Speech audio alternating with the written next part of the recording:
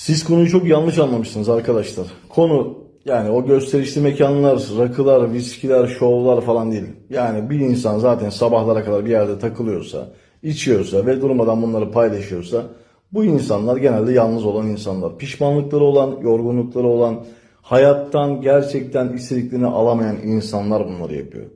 Ve konu gerçekten viski, rakı, iyi mekanlar, lüks yemekler asla değil arkadaşlar.